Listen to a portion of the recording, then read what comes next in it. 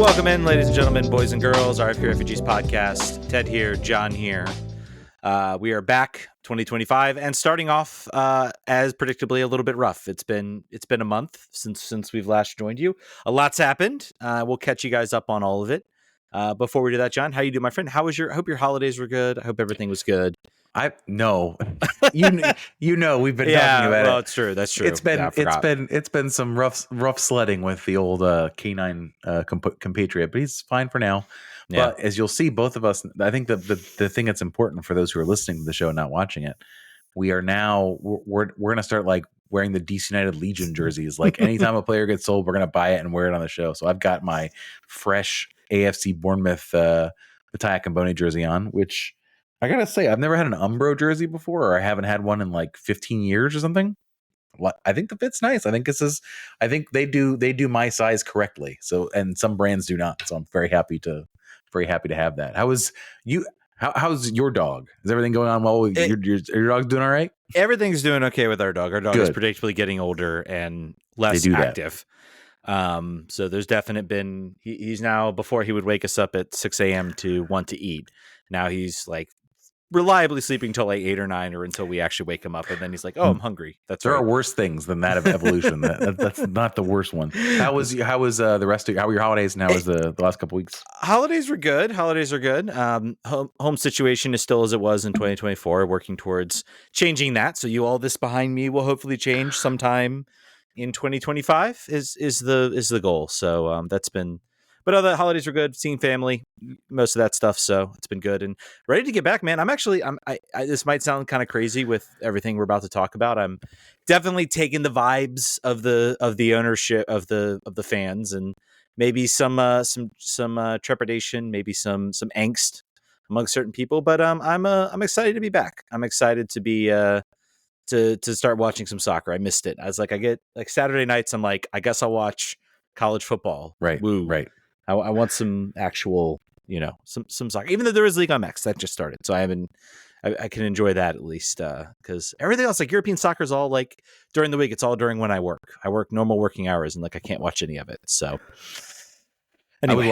I was watching like Fiorentina versus some crazy small Italian team. I have like Paramount Plus on at all times while I'm working, so I've seen a lot more Serie A than I ever intended to, and it's not that great. I'm not a huge fan of it, other than the top teams. Yeah, man. Premier League, German soccer, kind of where like I find my little sweet spot. But I also have teams that I care about a lot in those avenues. But let's get into it. Let's start talking about the news. We got news. Monza. Was that you that told me that? What's that? No, somebody on Twitch told me it was Monza. Yes, thank you. Monza was the one playing Fiorentina. All right, well let's jump into it. We got a lot of stuff to talk about. We got a lot of questions you guys brought to us. When we go away from a long time, you guys always deliver with the questions. Yep. Let's start with the news that broke, I guess we could say, question mark. It's been rumored for a long time. Tom Bogart's reported it. Sam Stejskal's reported it. Everybody's reported it up and down MLS that MLS is seriously considering actual cash for transfers. If you've ever watched MLS, when you want to acquire a player with MLS, you have to make a trade. You can trade draft picks, you can trade players, you can trade conditional GAM, which we'll get into maybe one of the conditional GAMs that's coming in. You can agree to take certain amounts of like roster space off of players. Some very weird stuff you can trade. You used to be able to trade discovery rights of players. That's another asset. So allocation order, another thing you used to be able to trade for that you can. I think you can still trade. Discovery is still a thing. Like allocation doesn't exist, but there's been enough scouting. I think now it's like not everybody's going after like the same players anymore, so it's a little bit less common. I've got my my dibs on Harry Kane. Should he come? DC United has her on their list, but you could not say here. Here, San Jose, I will give you $1 million for this player and just write out a check and sign it over. It was always in GAM. GAM was the new thing. You've all seen the GAM trades that have been coming. Now MLS will now allow, apparently starting right now, they still need to apparently work it out with the players union. I have tons of questions like, how does this impact the cap? Like if you're spending $10 million to like sign a player, like I think this is right now for now is just going to be used like on designated players. In the article, it's called out Evander and Lucho Acosta are apparently players that are rumored to be sort of kind of in that mindset. So for those of you listening, my eyebrow has raised to the middle of my forehead when Ted said, "Oh, Lucho Acosta is one of those players rumored to potentially be a target." Wouldn't it be horrible if we had a number 10 with a mercurial background and eagerness to leave at some point? 12 months. If we could just make him, you could get him through one season before he goes back to Argentina. I would be okay with that. We did do the 2-4 GAM. That is the rumored roster build that we're looking at. So maybe they would have to be a question of how much roster room we would have. But we still have not signed that fourth U22 player. So technically, like, we could sign a third DP, second DP, and we'll get into a minute about that. That's gonna be a huge topic of conversation. That's gonna be in every Facebook and Instagram comment thread for every DC United post for the rest of the year. There's gonna be something about that. Yeah, something about the DPs in the roster. But I mean, do you kind of agree? This feels like MLS may be looking at this and saying, there really isn't, when you sign a designated player, there isn't really any sort of avenue to where you either have to sell that player abroad if you want to get him off your contract, or you ride him out to the end of your contract. You can maybe trade for GAM. You can trade him for GAM, but usually if you're trading him for GAM, you're trading a player that has next to no value. Mm-hmm. So if you're trying to sell a DP, you're trying to recoup like actual cash value. That is where I kind of see this sort of landing. U22 initiatives, designated players, those are the players that are going to be sort of the targets of this sort of cash, where they can sort of say, look, you're still going to get your value out of this player. I have questions like, can the selling team still take that? If they sell a GAM eligible player, are they able to turn that into GAM? My guess would be probably not, because then why not just trade the GAM? But I don't know. We'll see. It's a new frontier we're going to have, and they can only do this twice. You can only do this twice, apparently, in a season. Here's what I think about this. It should not have been announced when camps opened. I think it should have been announced in the interim time between the MLS Cup final and then today. I think that I am sure, like all the other things, I'm hoping that the teams had like an inkling that this was going to happen. Like there was conversation, and obviously the owners have to approve everything. So obviously the owner of DC United, who, if I remember correctly, is like not on any of the committees, the relevant like rulemaking committees or anything. Like he's not on any. He's got no voice in anything except for like the overall owners vote. But yeah, I think the transparency is probably pretty good. Anything that increases like the understanding of a player's internal value, I think is important. Now, we care and our listeners care, and beyond that, no one cares. But hey, it's for us. It's like we've been asking for that kind of thing. So thank you, Todd, hello from 33,000 feet. Hello, Todd from 33,000 feet. You probably win as the highest. You're the highest listener of the show. Congrats for being so high, Todd. Some people might disagree with depending our definition of highest. Okay, let's jump into it. Get in the chat if actually you're higher than Todd. However you want to define that, you can get in the chat and compete. Exactly. But yeah, I think this cash transfer thing will be interesting. I'll be curious to see how it develops. Sometimes I think MLS has intentions about what they think it's going to be used for, and then there's some GM out there that finds a totally different use for it, and it becomes very, very different. I think we've seen that maybe a little bit with the U22 signings. I think the idea was to bring young starters into the league, and now it's being used more to build players. So it'll be interesting. Other sort of DC United news, we got the big stuff I think we're going to hit. DC has a new head of scouting. Kevin Flanagan will be the new head of scouting. Ricardo Bayer will also be coming in from analytics from Universidad de Chile. So cool, good signings all around, and good to kind of fill up the coffers. I have no idea how these guys are going to do. No idea. They exist. I'm a big fan of them existing. That's probably my favorite part about them. We don't have this on the rundown, but we should definitely include this. Is the ban hammer on the Philadelphia Union that came down today? Oh, apologies, by the way. Kevin Flanagan, it will be the new academy director. I apologize. Replaces back, and then we have a Bayer for incoming analytics. I think we covered the new head of scouting, or at least the new head of scouting came in at some point. So I think apologies for that mishap on my end. But Want to make sure I got that correctly. That was from Patrick. How do you remember how to say his name? Wakama. Yeah. Yeah, the only thing I remember about him is the interview that Roche had with him. That was like one of the more awkward interviews I've ever heard in my entire life. That's about all I know about him. And that there were no academy signings out of his duration of time there. But yeah, let's talk about the Philadelphia Union having a 3 transfer window ban. Did you see that? I did see that a little bit. So the article came out today that basically said that the Union are on a list of teams that are on a registration ban. On a registration ban for 3 windows. And the reason why is hilarious. Did you see the reason why? That's the best part about this. So they signed a player for their reserve team. And so they're supposed to, when it's part of, I mean, this is like the reason the Union exists, is that you get money, the new FIFA rule in the last, like, I don't know, 5 or 10 years now, that if you're an academy team, you get a percentage cut of the transfer fee. It gives you an incentive to actually develop these players as they go on. So the team that developed this player, I think it's in South America. I don't know which country. Venezuela, I think I saw. Venezuela, okay. And it was like an academy team, like a small local team. And I think, as the Union would tell it, this team did not have like a very publicized presence. Like it's hard to track them down. And they missed the deadline to give them their cut. And then that team flagged it to FIFA and saying, hey, they're supposed to pay us. And now they're banned for 3 windows from registering any players.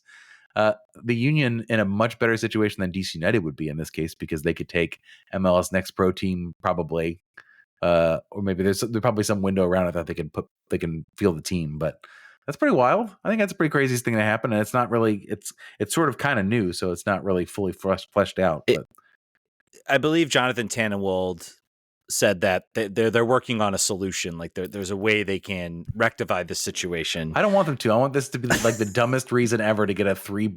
That's like it's such a huge punishment for what is clearly like a clerical error. I don't think they were like, it was also $750. That's the other part of this that's important to realize. Yeah, I think there'll be a way to. I think so too. But rectify this. It's funnier to me that if they didn't. Yeah. So we'll see. We'll see what happens. All right, we already got a question from Todd talking about did Klich won out or did Troy won him out? Let's jump right into the probably the biggest story that we missed. I think we recorded the show and then literally this trade dropped, I think, later in that week. So we have not had a chance to talk about this. But yes, if you are living under a rock, haven't been paying attention to DC, and you wonder, man, I can't wait to go watch. Matthias Klich, that number 43 suited for DC. I just got a new 43 jersey that I'm going to wear for this year. I'm so excited. Please don't tell me you did that. No. I've got one. I've got a Klich jersey that I bought when he scored that goal, and I was like, this guy's going to be great. I think he'll be a legend at DC. So I am a proud owner of a Klich 43 jersey, the road kit. But Matthias Klich was traded to Atlanta, and I just saw a picture. There was a picture of him arriving in training camp, I believe. So looking fresh. Traded for $50K in a conditional GAM, I believe. I believe they traded him for a draft pick, which then flipped for, I believe, $50K in GAM as well. There are some hidden things to this trade. So, like, off the top of the head, I think some people read this and said, "Oh my goodness, I can't believe this is like robbery. Like, how did they do this?" It was originally reported that it was going to be $300K in GAM plus $50K in conditional GAM. That turned out to be $300K in roster space. So the way to think about this is on the MLS spreadsheet, whatever spreadsheet manages or database, Dave Casper's spreadsheet. the guy that his only job is to manage the spreadsheet. I don't know, probably not, but basically, rather than the $743K that Klich's roster spot would take, it's only going to cost $443K, and he will be an Atlanta United player. DC get the international slot back, so they do get that back. So there's some underlying things to this trade that DC did get back. I think a lot of people got caught on the $50K and all of that, but I think they also got caught on the designated player spot. I think that's the thing that they most caught on, I think, fairly. Yeah. DC will basically have to sit on a dead DP slot. John, we stepped away from this. I think you were very much not in for this trade. Where do you land? Where do you land right now? I guess as you know, Todd's question in mind, I think that Klich probably wanted out in some ways. I think either from a perspective of what they're asking out of him, like what he, like what was the goal this year? All the conversations have been, we're giving youth a run here. We're gonna emphasize youth here. That's what we're gonna do. We're gonna make that our identity. And Klich is, not that. That's quite clearly not his thing. I have a feeling there's going to be a lot more expectations on the defensive side of the ball for a team that conceded so many goals. Mm-hmm. I still don't love. Here's the real thing. Here's the thing where I'm caught is that in my mind, last year was the year of cleaning up the mess, and this was the year of no more mess. No more having to like undo roster malfeasance to sort of put the best team on the field forward. And it's not now. I saw somebody describe it. I think it was Kim on Blue Sky said last year was year -1, and now this year is year 0, and then next year is year 1. As far as like where we are in this roster, and I don't blame people from being like, I have heard this story so many times. I thought this was finally going to be the year. We have a Golden Boot winner, and yet again we are hamstrung by some stupid asinine like MLS roster building situation where we don't have the top talent or the players that anyone's heard of, the gate the gate draws other than Benteke. So I get it. I think it's not a best case scenario. It's not where anybody necessarily maybe hopes they'd be, but this was. You got to Ali Mackay. You give him one thing. You got to give him credit is he's not wasting his opportunity here. He's not pulling his punches. He is telling ownership like, listen, I'm the guy. I'm going to make these calls. I'm going to make bold moves. And if it doesn't work out, you can fire me. But you brought me in here to change stuff. I'm changing stuff. So that's my overall is that I'm like, I wish this were not the case. I wish we were still not here, but we are, I guess, for one more year, and then next year. And also, too, you've talked about it for a while. You had said maybe this was the way we were going to go. This 2 and 4 thing was the way we were going to go all along, and maybe that makes the most sense for this club, and maybe it does. I don't think there's a right or wrong answer necessarily on that. How are you feeling about it? I don't know. I don't know. I think a lot of it's going to depend. I think the blunt of the trade has been softened a little bit. We'll get to, I think, like talk about taking advantage of a distressed asset like that's we'll get into that in one of the incoming players coming in. So it's been blunted a little bit in my mind by a move that happened lately where it's like we're kind of like, they kind of cancel each other out a little bit in a certain sense. I don't think Klich, I don't want to say Klich wanted out. I don't think he really cared. I think he was like, look, man, I'm making my $2.1 million. I'm going to make that regardless. I think the team was like, look, we really want you, can you at least go try and see if we can find a deal abroad? I think they went to Poland. Poland was like, yeah, we'll take a look. No, we're not going to pay you $2.1 million. Sorry, buddy. He's like, okay, I want to make that money. For those saying, I think Timothy's saying doesn't make sense. They kept most of Klich's salary on the books. If you're going to make this move, it actually, in my opinion, makes a lot of sense. Everyone here is talking about how like, and this is where I want to get into. Like, I feel like we all have opinions in sports. We all have opinions about what teams should do. I think we all do need to realize that there are certain realities that we all have to live in. So I think there are 3 areas you can be. You can be like me, where you're like, I don't know if this is a good move. I don't know if this is a bad move. I'm going to wait and see kind of what the final roster looks like. This could look like we could sign this Gabriel Aguayo, I think his name is, one of the U22 guys. He could fill that last international spot for us, and he could be an absolute world beater, and this will look like just an absolute masterclass. Klich could like step wrong on the turf and completely blow out his ankle, and this will look like even like a better move that we didn't have that, that's sitting on our roster. A lot of things down there. Yeah, I think this is an Atlanta podcast. Go listen to them if you want to talk about that. Yeah, they're gonna do okay. You want to talk about that, but and then the other side you can be against this move, and I think you can be for it if you really. Some people out there, there are people out there that didn't like Klich, and they have said like, I'm glad he's gone. I'm glad that there's other players out there. I think where I want to be very clear is like you're against this move. The options are you take Atlanta's deal or you hold him for a year. They could not use the buyout. They used the 24 buyout on Mahan and Jazz. They used the 2025 buyout on Steve Birnbaum. You get one buyout. There was a rumor it was going to be two at one point. They can't do it. So you had this trade, or you were going to keep him for the year. And I think if you're against this trade and you say, you know what, I would have rather have him for a year, I think that's a perfectly valid place to be at. But you can't be at we should have gotten more out of Atlanta. Guarantee you, I think Atlanta was maybe the only team interested in him. So it's kind of like, take what you can get. And, Garth Lagerwey is no sucker. He is going to take advantage of a distressed asset. DC, I think, wanted to maybe have some other players step up. I think it's interesting. He talks about believing in youth. He calls out Gabriel Pirani. He calls out Jackson Hopkins specifically. I feel like in the interview he made after the trade as players he wants to step up.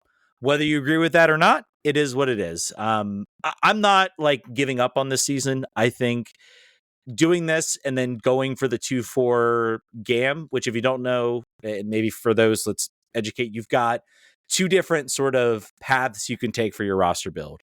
You can take the 3 designated players and 3 U22 initiatives, or you can go just 2 designated players, 4 U22 initiative players, and then you get an additional $2 million in GAM that you can buy to basically make your roster better. So that's extra cap space. I think if you're going this route, I think that to me makes the most sense to do because it does allow you to sort of raise that floor on your roster, bring in players, and to have a more depth-based team. And I can't say I don't disagree with maybe going for that as maybe your roster build. And it's a new mechanism. The 3-3 is probably going to be the most common. We'll see how it works. I still do have some questions about the youth development. You don't have an MLS Next Pro team. That I think is going to hinder your ability. Where basically now your 23-man roster becomes your MLS Next Pro team, or becomes your team where these guys are going to get opportunities, and it's going to be a lot of sink or swim when it comes to that. So that's where I land. I'm completely in the middle as far as it, and we'll see what happens. Anything else you want to touch on from news? What we got, the incomings, which we'll talk about. I don't know if we want to weave some questions into that, which we can. I think the weaving, we'll try. I feel like we just start going, and then we'll do our weave.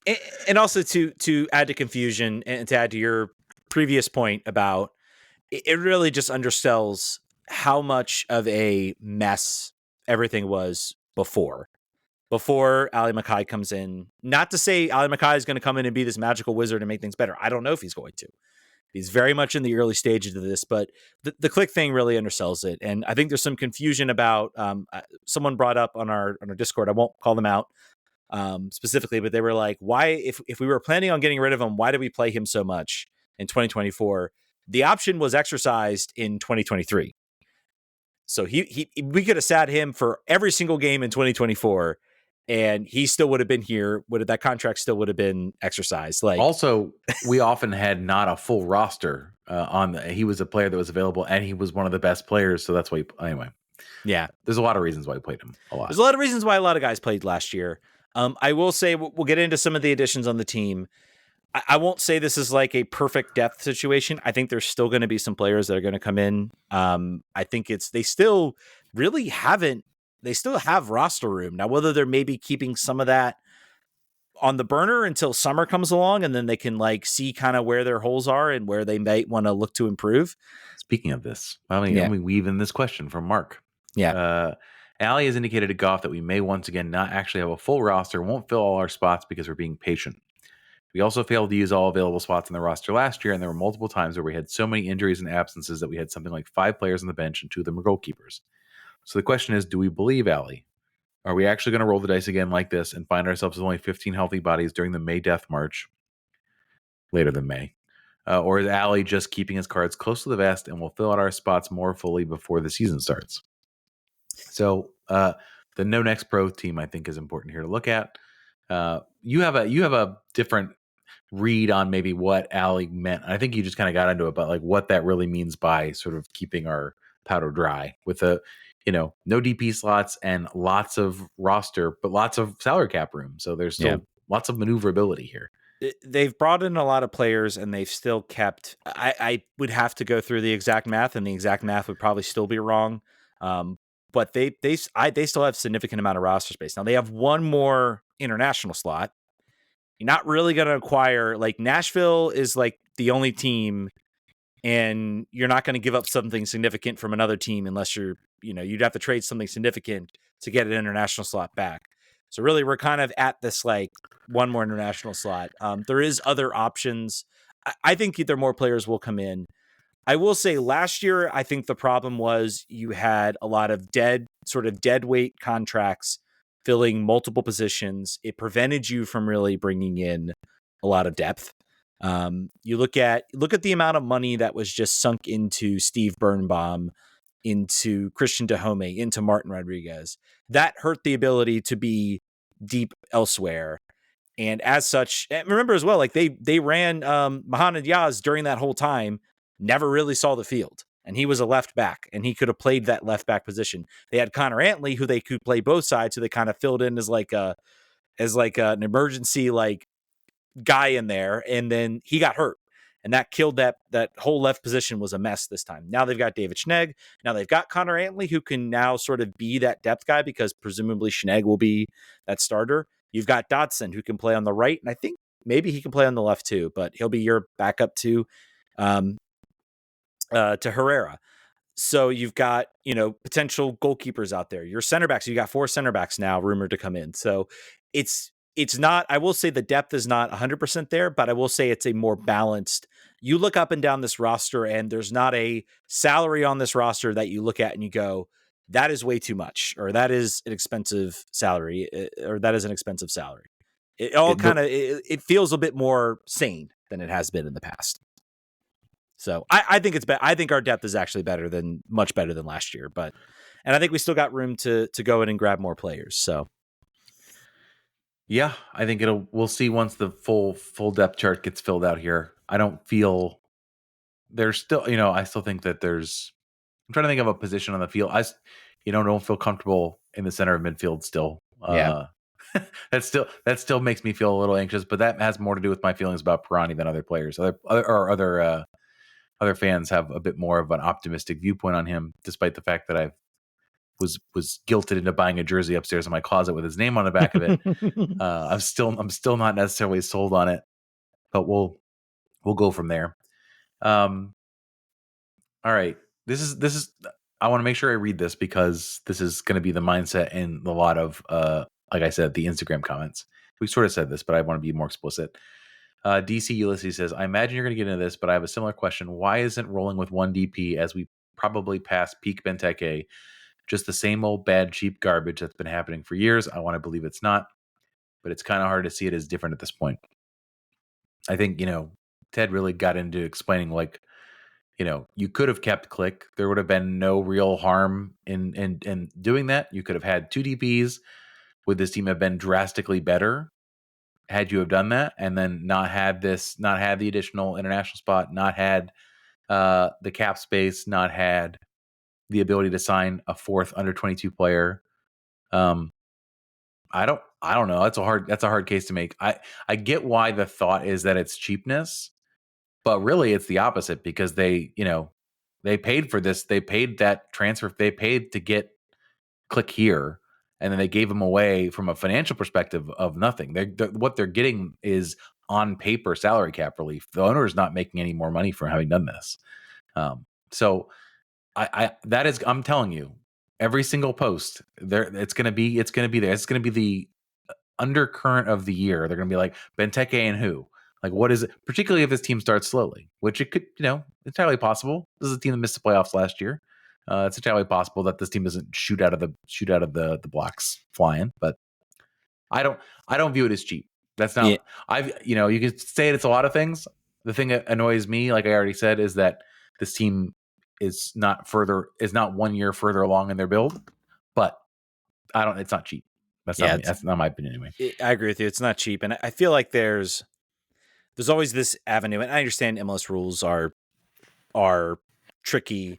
I think you can look at this from a perspective of they are going with a roster. They could have gone for the 3-3 roster build and be able to sign a designated player. They're not doing that. They're going for a method to sort of bring in young players. I will say same old bad, cheap garbage has been happening for years. The only thing I will say to that is I think the reason that gives me hope in Ali Mackay is Ali Mackay has actually been very communicative with Stephen Golf. He's sat down now, I believe, for one of them might have been MLS Media Day, but he's willing to answer questions. It's clear he's communicating directly with Golf about like how much cap room this guy takes, how much of this guy takes. Like he understands that this team has not earned the benefit of the doubt to everybody can just shut up and deal with what he does. And that was the state for years. You never saw Dave Casper sit down for any interviews. You never saw this team. And that was part of my big frustration was that the team didn't tell us what they want to be. They would give these long platitudes about, oh, we want to still be a competitive team. And I'm like, what does that mean? Do you want to have youth? Do you want to do this? What do you tell me what you want to be? And now it's like, we believe in youth. We're going to go out and get, undervalued talents. We're going to bring them in. We're going to sign U22 players. We made the first U22 signing of a goalkeeper. Anyone. No one's done that. And I think that is marketably different than what we've had for years in the past. It does feel like, despite the fact that this is like, might be painful, I'm not sold it's going to be painful. I don't ever want to go into a season and say this is going to be terrible or bad. I think there's still some hope that if some players elevate their game from last year, that this team could still be, I don't think they're going to be top 3 in the league, but I think they can still, I think top 7 is still a realistic goal for this team. I still think that is a goal every MLS team goes into a year. If things go right, you can easily be 5th, 6th, 7th in this league. It's when things go horribly wrong that you end up bottom of the table. Every team has the talent to be top 7. It's just a matter of how much does it all come together. So I think that's one thing to think about it as different is there's communicated front office. We're committing to a plan. Like we're actually committing to something where we're going to build this team, 1, 2, 3 years. And, he's not really BSing you and saying this team is going to be competitive. He's like, it's going to be a challenge, but we feel like we can make these guys better and we can make this team better. So it's very different from what we've had in the past. EJ Evers says, fill in the blanks. In 2025, when this team is successful or wins, it will be because what? And when this team is unsuccessful or loses, it will be because of what? I'll go first since I've had a little more time to think about it. This team will be successful when Benteke is finishing his chances. This team will be unsuccessful when there are any injuries at forward or outside back. I think Herrera or Schnegg being injured for any amount of time that is more than 1 or 2 or 3 games will slow this team down. They have invested in depth. They have not invested in proven MLS caliber outside backs. They have gotten guys that can play the position so that they're not forced to put a Dahomey in left back or right back again. And that's good. That's the base level. That's what we need to have. But if there's any sort of situation where these players are out for a long period of time, I think, not having seen these new players, my assumption is that the gap in their ability to generate offense from those positions going forward is going to take a big dive down. So that's what I would be concerned about. What are your answers for when this team will be doing well or when they're going to stink? This team will be successful when, I think obviously Benteke still shows either very little drop off or is leveled off or pretty much the same production. And Golden Boot again, please. Yeah, Golden Boot again. Or even I'd say 15, 16 goals, fine. Like, doesn't have to be 20 or so, however many goals he had. If anything, maybe a drop in production means other guys have stepped up. And I think the young players that have been talked about, Teku Pietro returns from up in form. He starts to maybe having a successful year. I am still convinced that like the roster mess at that sort of left side really was a detriment to him, but it's not here nor there. I think he has more freedom as to where you can fit him into this roster with some of the moves that they've made.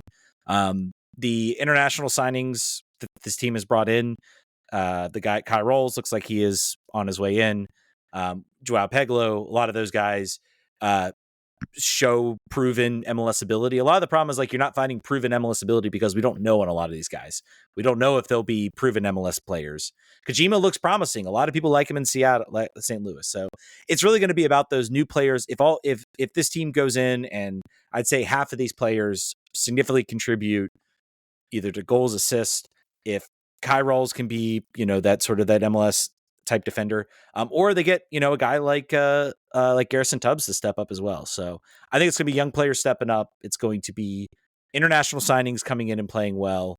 That'll be successful. It won't be successful if, the young players aren't stepping up and the new signings brought in don't play well. I think that's really the basis of it. I think if Boris Enow stinks, we're in trouble. I think we might be in trouble. Yeah. Because then the midfield depth takes a big nosedive. Also, a player that we talked about in the and I don't think we talked about it. It's kind of important. The last acquisition that happened this week. Have we talked about Leal yet? We have not talked about Leal. I think this is a good time to talk about it. We talked about sort of the fact that we can't bring in a DP, and that sometimes teams will take on, to get to take the player off of your hands. They're gonna take less money on their books than maybe you are. An example of it going the other direction is DC United signing Randall Leal from Nashville and Costa Rica national team, I believe, for $100,000. He was a player being waived and was on $1.1 million last year, and DC United are only going to pay him $100K, which is the veteran minimum. He's a player that played like 50 minutes last year because of injuries. However, he has at times scored. I think he scored 7 or 8 goals for Nashville in his first year or second year there. So this is a buy low, not necessarily sell high, but buy low, maybe have a little bit of a renaissance situation, and creates a little bit more competition for spots. Doesn't mean that now you have a 3 forward staple. You got Baji, you got Leal. Leal can play as a 9 and as a winger. Is that and as a 10? He's kind of like all over the place, right? All over the place. He play left, right, 10. He's very much a kind of jack of all trades type of attacker. So a very and when he's been on the roster, I think the consensus you get from Nashville fans is that when he's healthy, he's very good. There's a reason DC's picking up on waivers. There's a reason DC doesn't have to pay that much for him because he's been hurt. He was hurt basically all of 2024. But this is kind of a perfect example of, what if you get if this guy comes in and plays the way he played in 2022, that will be an absolute success for Mackay and a masterclass as far as that goes. This move of waiving Leal is kind of like worse than what is happening with DC and the trade for Klich, because DC at least gets an international slot back. They at least get $300K in salary cap relief, so you're not getting the full hit. DC is paying $100,000. The guy made $1.1 million. So Nashville is on the hook for that entire $1 million salary, and he has a green card, so you're not even getting an international slot back. Like, you're not even like pulling that back. So I think it was Ben Wright said that's pretty disastrous for Nashville. Kind of shocking there weren't like other options maybe to get at least a little something back there. But I mean, if this works out, if Leal comes in, he plays well. He does really well for DC. This will look like a great move, and that this could be the type of move that completely makes you forget that, oh, by the way, they're also without a DP in Mattei's Klich. So that's kind of like the shortcut a little bit to that. He becomes your great value designated player. He becomes your sort of back. Looks like one, but doesn't count as one. Another question here from the Enclave. It's sort of like a forecasting question here. Do you think we may get more out of our younger players this year as they step up? Ted Hopkins, Muriel, especially as he has big shoes to fill. What are your takes? Boy, they better. I mean, this whole season is predicated sort of on that happening. Mackay is a player. It's a guy that trusts his evaluative skills. He's the one who the first thing he did when he got in, besides talk to I think he might have talked to the fans first, but the second thing he did was sign Prani to pick up his option and figure out how he could stay on the team. So that is he's committed. He's committed to this player.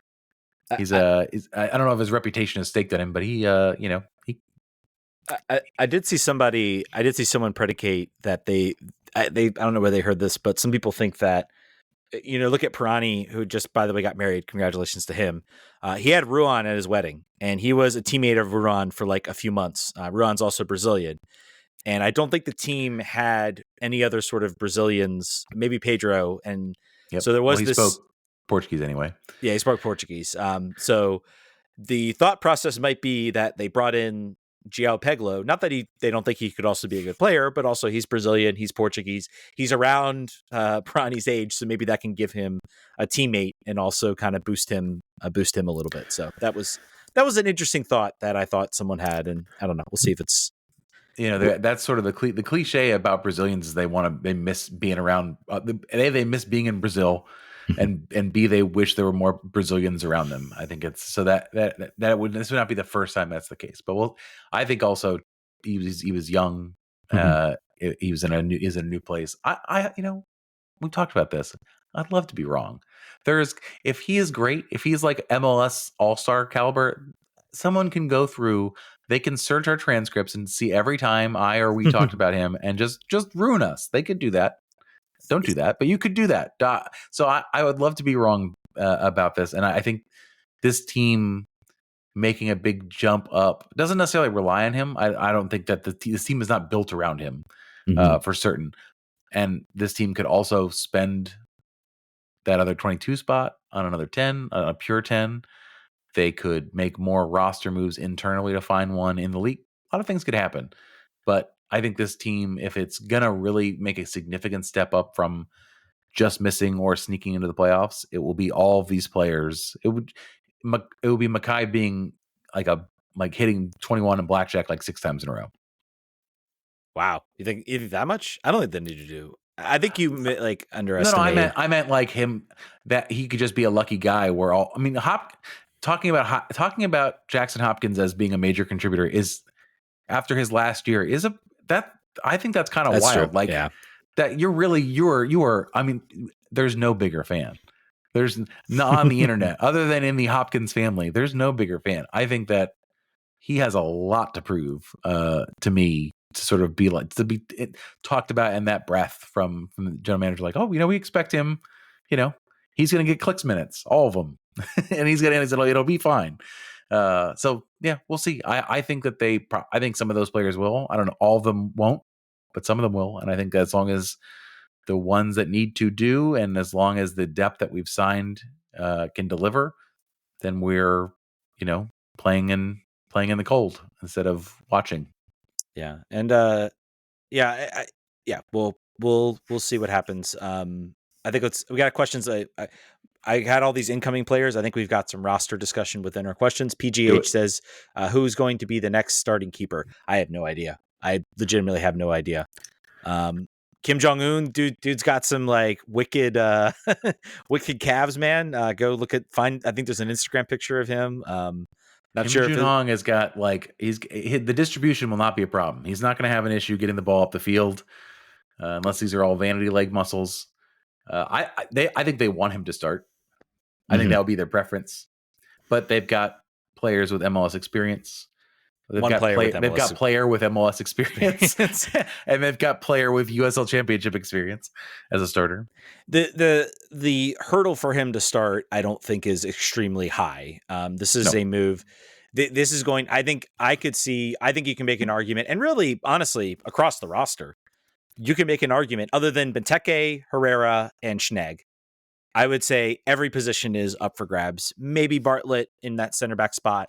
But I mean, I could see McNulton apparently was chasing like starting roles at Nashville. A lot of Nashville fans say before he got hurt. So I think there is competition all across the roster. And I think that's the one good thing you can see is like there is going to be players that are going to have to elevate their game or they are not going to see minutes. There's, very few players where you're going to see where they're going to be safe, regardless of what happens, like they're safe. So I think that's a good thing. And I think the goalkeeper situation is a perfect example. Jordan Farr could be like that diamond in the rough that elevates his game. Luis Barraza probably becomes like your default if Kim Jong-un isn't ready and Jordan Farr plays like a typical USL goalkeeper, he probably becomes your starter. But I think you're right. I think they want Kim to be the starter. I think it's going to be a lot of wait and see. I think there's a language. The one thing I have about signing him is I am a little concerned. They are hiring somebody to assimilate him. I think that's smart. You're having a guy who's never been outside Korea to bring him into the U.S. Is a challenge. I have questions. Goalkeepers have to be sometimes that organizational structure. How is that going to look? Is it going to be more on Kai Rawls and Lucas Bartlett to do that organization, and he's just going to be the shot stopper?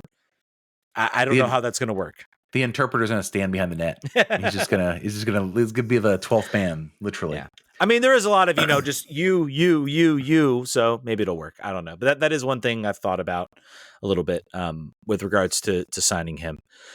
Sabatis, I'm going to say, says, will MLS ever have comparable roster stability of other major North American sport leagues, or are we perpetually getting an almost new team seemingly every year, or has just been a recent DCU problem? I will say MLS is the selling league now. We have Akambone, maybe sold before maybe DC was ready. Maybe they thought they could actually get him a starting role. Bournemouth comes in and they want to sign him for $1 million to $2 million. I was really hoping he'd make that appearance in that FA Cup game. I was like, please make that appearance. Let's cash that $1 million check. Didn't happen. I don't think it was ever a plan for him to play. I think it was just to give him that experience. But I think you see that a lot across the league. I think eventually you do settle in on like MLS lifers. We had those. We had Steve Birnbaum. We had Russell Knaus. We had guys were like, that's their level. They start families. They're like, yes, I have aspirations, but I'm comfortable right now. So I think you'll still see core guys, but yes, you will see a lot of rotation when it comes to players. And I've heard people who want to be fans of this team talk about this exactly. It's like, I don't know any of these people. From year to year, I don't know any of this team. I don't care about these players because they just cycle in and out. And I get that, legit. The situation for DC United specifically is that this team has not been good and has missed the playoffs for a long, long time. So you should be chopping and changing. When the team gets better and the team gets dependably in the playoffs, I think you probably have a little less roster turnover. But the people in charge are, at least now, have to win or at least advance to keep their jobs theoretically. So I think it makes sense to change, but I get from a fan's perspective, it does kind of stink to have to like, you're like, I know 3 of these guys. I know Benteke, I know Bartlett, and I know Herrera. Who are all these other jokers? Yeah, I enjoy it. I think it's fun to learn that. We're the sickos, man. We're the sickos. Yes, sickos only. Oh, we forgot to. I'll add that a little bit at the end. There is something I do want to discuss related to MLS that I almost completely forgot about. Brandon Zabron. Any guess at what the starting 11 will look like for opening day?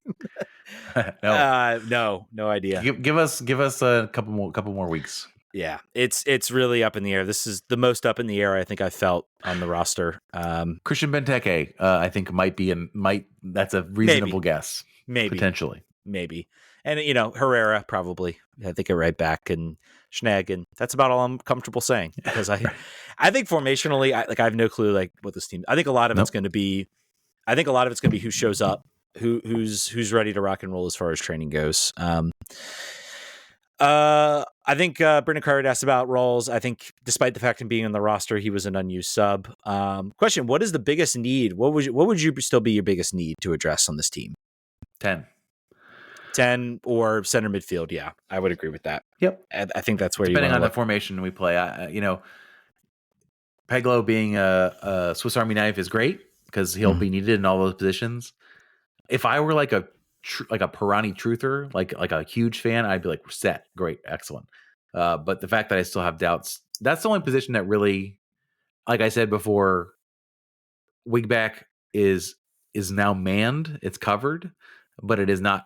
They have yet to spend like substantial money in that depth, and that's maybe they just don't want to, and that's fine. I'm just concerned since Schnegg had injuries last year and missed a good chunk of the year with muscle injuries, and Herrera had absences to red cards, as an international situation. So those are and Herrera proved himself to be such a integral, a Nahar like. When his absence is there, it's like really, really notable. So that's the only thing I'm really concerned about is maybe and maybe there's not just a fullback hanging out at MLS quality. And there was at the beginning of free agency. I think we were looking at some of them, but that's so 10 for me. What about you? Yeah, 10 center midfield. I would like to see another center back just to compete. I'm not sold on Garrison Tubbs. I would like one more kind of in there. Really, I would feel like maybe with the exception of attacker and the right and left wings, because I just feel like, really Teku DiPietro and Gabriel Pirani are like Swiss Army knives as far as like where they can sit in that attack. It's like they can fill every role. You've got Hakeem. Let me make sure I get his name right. Whatever the new draft pick that they've brought in, Hakeem Karamoko, who can kind of fill that role.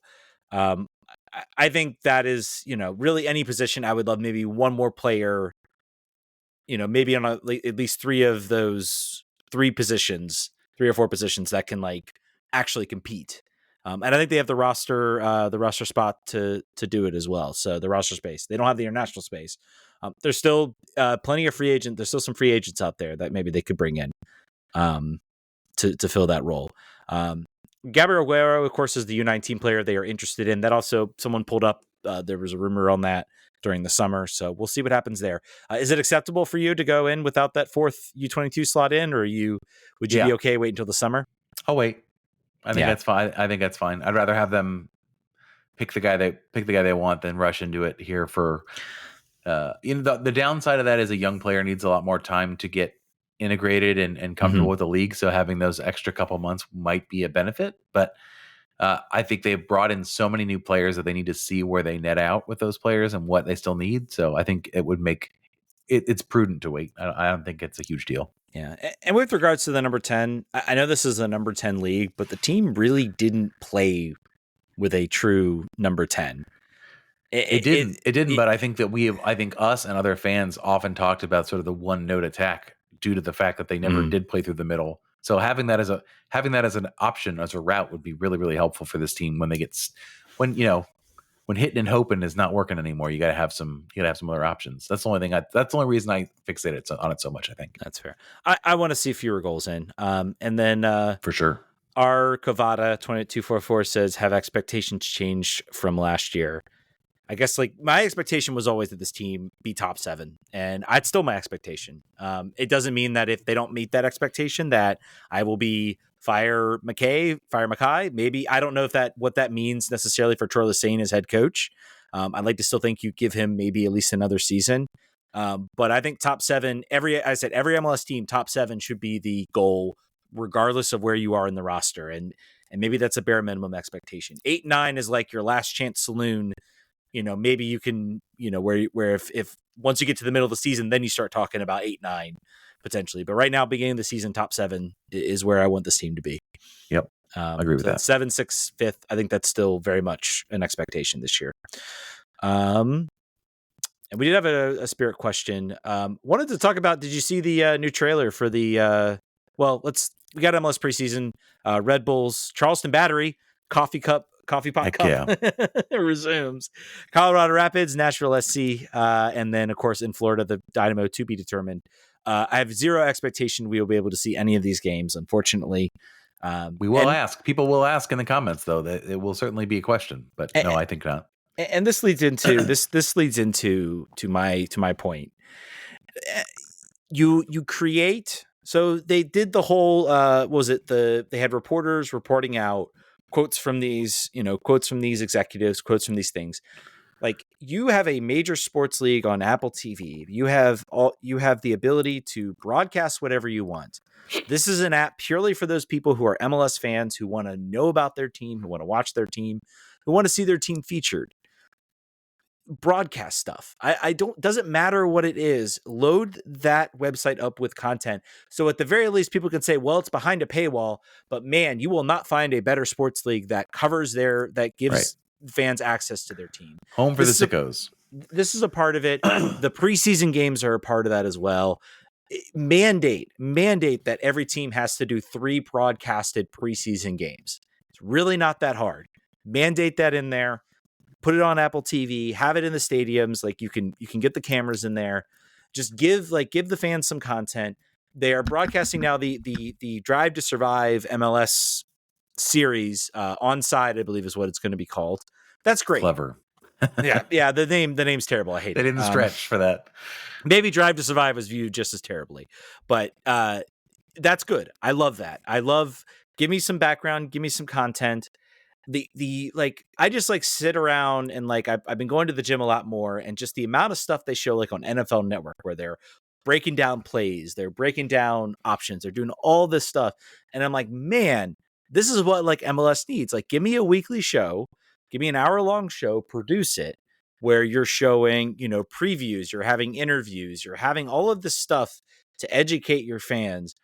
And there are more than 469,000 people that watch MLS. There are millions of people who watch MLS. The problem, I feel isn't that there aren't enough people that care. The problem is that everybody cares about their team. People here care about DC United. They don't care about watching LA versus New York. You can change that by giving them some people to care about. I say this constantly with San Jose. I did not care necessarily about Chris Wondolowski. I found it interesting he was chasing the Golden Boot record. NBC Sports did a whole profile on him. Suddenly it was I am rooting for this guy. This guy is great. This guy is entertaining. His wife have silly banter. It was pure fluff piece, but It made you root for people. It's base level stuff. Just do more content, educate people about your teams. There are so many teams now. It's sometimes so difficult to keep track. So there's two ways to do it. There's two ways to make me watch a Red Bull LA Galaxy game in the middle of the year. One is to sign David Beckham and Thierry Henry and have them playing. That's one way to do it. And the other way is to make me care about other players that are not David Beckham and Thierry Henry there are storytellers. There are people that could do this job, and it wouldn't be super expensive. There was a player for the New York Red Bulls whose wife literally went out on social media and said, "I have not heard from you." Seriously. As horrible as that is, as bad as that is at least drama and entertainment. Give me some of that stuff. Give me some of the reaction. Have him show up in the interview room and say, "I'm not answering questions about that." Or have him give his side. Give me some more of that. That would have added some drama maybe to the scene. The biggest problem too is you want to know what watching F1 content. You know what a lot of it comes from? It comes from memes. It comes from stuff in that show that just gets drawn out. It builds up those personalities. That's what MLS is missing, man. It's missing it's missing bad guys. It's missing conflict. It's missing a league that is open and interested in allowing that sort of gray area. Villain. That's always been the problem with MLS. It's been the fact that the media arm has been central inside of the league because they couldn't get anyone else to cover it in a major way. Is being open and willing to air your own dirty laundry for the sake of getting new eyeballs, and they don't want to do that, and they never have. And hopefully, I'm hopeful this show changes. I'm excited to watch this show. I believe it'll be a day before the season starts. So I'll be interested. I'll pull up some popcorn, watch it. I'm hopeful it'll be enjoyable. But I mean, the way to think about it too. Remember when I think it was Jonathan when Geraldez came in to the roster or to the team and he I think he was asking about cake or something like that, and that became a meme that the Rose Room Collective used. That's what MLS needs. Give me the memes. I'm not saying it's going to revolutionize TV ratings, but it'll get more people to care. So, also one of the first the first preseason games at IMG, and the IMG has the cameras. I think everyone knows that from over the years. That would certainly not be a problem. So, but I think that also, just to bring it back to the preseason, a lot of the coaches are really precious about not showing their early product too, and particularly as they're bringing in a whole bunch of new young players. I'd love to see it, but to your point before, having it behind the paywall is good. They have MLS Next Pro there. They could have this. It would be good. I want to make me care about these players, particularly since DC United will have 6 new players in their starting 11 probably in week 1 or 2. Yeah. Do we have any more questions, or are we tapped? I think we're pretty much tapped, or at least the ones we want to tap. Sorry if we had a lot of questions this week, guys. So sorry if we didn't get to your questions. A lot of you guys asked, similar questions too. I think there's a lot of similar stuff on people's minds. And there's no soccer to actually watch yet. So, and also, we did not forget the Spirit existed, but we did just go an hour talking about a team that's not in function yet. So, give us till our next show. We'll have a much more balanced show. So get your questions in. The Spirit are filling roster holes, players moving in and out. We've got international games this week, I think, for both the men and the women, perhaps. So some stuff to talk about. I think we've not talked about this yet. If we're back, but we might be back, or at least close to back. Maybe we're every other week back. Yeah, we might still be. Depends on what the news happens. There's a lot of news, and we skipped. Yeah, there's a lot when you skip almost a month. That for sure. That is true. I think the only thing we can say, the Spirit, regards to the Spirit, they got some new rookies in there. This brave new world of signing draft picks. So they were able to sign a couple, Deborah Abadan from Pittsburgh and Emma Gaines Ramos from San Diego State. I have not watched any of them, so I will not comment on any of them. And we did get a question related to the Spirit, and I do want to at least read it out. It says, I believe it comes from Tom Murga. I'm going to say McGraw. Tom King hired Tom Daschle to lobby on behalf of RFK Stadium transfer bill. What are the odds a second arena being built on the site exclusively? High. You think so high? I think high. I think all her cards are in this deck. She's hired many law firms. She's hired the Daschle group. I think she's hired Republicans too. So she's got both ends of the spectrum covered. She wants her own spot. The campus is large enough. If she's willing to put in her own money, her seemingly endless pile of money that she has access to, I think it's possible. I mean, it's not like 100%, but I think it's greater than 15%. I got to ask though, what's this? I mean, you're able to sell out that 20,000 seat stadium, or get, but you're close, renting it. But you're renting it. So if we look at the arenas that have been built, kind of for NWSL sides, Louisville, I'll throw into there. It's owned by the same organization. It was built obviously for Louisville City as their USL Championship side, but also built for their NWSL side. They're sort of the main attraction there. I believe that's like 15,000. The new stadium built for Kansas City, 10,000 seats. That's what you're kind of looking at, I feel like, at that type of site. Is that what you really want to do, or do you want to target a 20,000 seat stand? I think that would potentially be tricky to build. And then the question's going to be, we already have Audi Field. Why would we? That's always going to be the question if you're going that. So I don't know. It would have to be very highly capitalized to make that. Also, the Commanders are going to want all that space. They're going to want so much of that space. And if they're a team now that is going and winning playoff games, I think you're about to see a real resurgence in their ability to throw their weight around in the district. So I think that as much as Kang may want it, and as much as she may try to make it happen, it still feels like the arrangement that they're in is a good one. As far as like having room, and I'm sure she'd like to be able to control a lot more about the stadium, but I think they do a great job. They do actually, in my mind, having been to a lot of both games, they do a better job of the game day experience than DC United do. They do a much better job at their own stadium. So I don't think it's super highly likely, but it's very possible. Yeah, I'm skeptical that it would be very, very skeptical. Considering how long it took, it would be unbelievable. Considering how long it took DC to get the same thing done, and not even at the RFK campus. So she gets what she wants pretty quickly, though. Historically, yeah, that's true. She made this team be sold to her. she just made it. She made it be so. So I don't bet against her. All right, fair enough. All right, I think that's gonna do it. Hour-long show. We got just into that. So thank you guys so much for listening.